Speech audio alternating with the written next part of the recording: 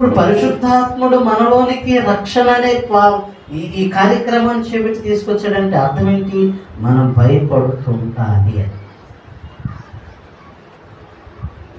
మన తల్లి రాహాబు భయపడటం వలన తన కుటుంబానికి రక్షణ తీసుకొచ్చు. నువ్వు భయపడటం వలన నీ ఆత్మక రక్షణ తెచ్చు. అంటే ఇప్పుడు నీలో భయం లేదు, దేవుడంటే భయం లేదు, దేవుడంటే క్రమం లేదు, దేవుడంటే మర్యాద లేదు, దేవుడంటే బెదురు లేదంటే నీకు ఇప్పుడు ఏది ఉండదు? రక్షణ ఉండదు. ఏముండదు? రక్షణ ఉండదు. ఏముండదండి? రక్షణ ఉండదు. మనకు రక్షణ కలగాలి అంటే తల్లి రాహాబు భయపడినట్లుగా మనము భక్తులు చూడండి, దేవుడు దర్శనమున లేదా దేవుని వారితో మాట్లాడుతున్నప్పుడు వారి ముఖములో సైతం నేల పెట్టుకొని మాట్లాడారు. తెలుసు, అందుకే రక్షింపబడ్డారు, నెమ్మది పొందుతున్నారు.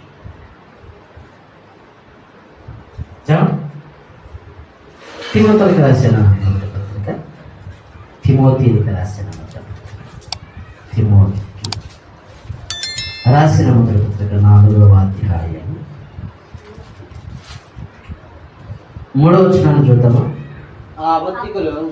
ఆ అబద్ధికులు వాత వేయబడిన మనస్సాక్షి గలవారై.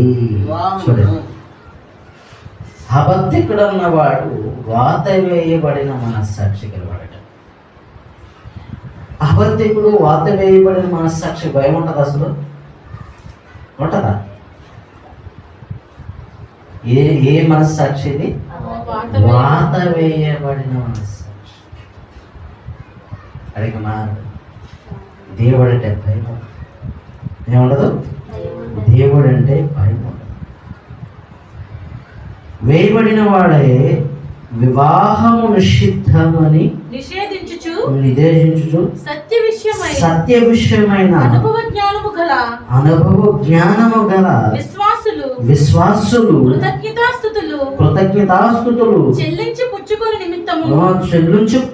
నిమిత్తము దేవుడు సృజించిన ఆహార వస్తువులను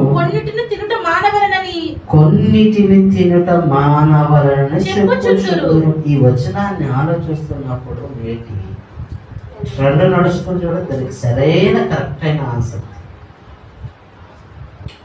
దేవుడు సృష్టించిన వస్తువులు కొన్ని మహనీయమని చెప్తున్నారట. అసలు భయం ఉందా? దేవుడు సృష్టించి నువ్వు తినొద్దని చెప్తానికి అసలు భయం ఉండాలి? భయం ఉండాలి వద్దా? ఉండాలి. భయం లేదు. ఎందుకంటే వీళ్ళలోనికి ఏమొచ్చేసింది? తిరస్కారాత్మ. ఏ ఆత్మ? తిరస్కరించడం. ప్రభువుని ఎంత తిరస్కరించారో తెలుసా? ప్రతి చోట ప్రభువుని ఏం చేశారు తెలుసా? తిరస్కరించారు. ఇప్పుడు వాక్యాన్ని ఏం చేస్తున్నారు తెలుసా? తిరస్కరిస్తున్నారు. దాన్ని ఏ ఆత్మ అంటారు తెలుసా? మూర్ఖపు ఆత్మ, వాత వేయబడిన మనసు.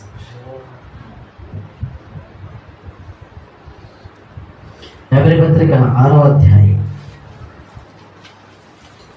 హెబ్రీలకు రాసిన పత్రిక 6వ అధ్యాయం 4-5 వచనాలు. ఒక్కసారి వెలిగింపబడి పరలోక సంబంధమైన వరమును రుచి చూచి పరిశుద్ధాత్మలో పాలివారై దేవుని దివ్యవాక్యమును. ఎందులో పాలివారయ్యారు?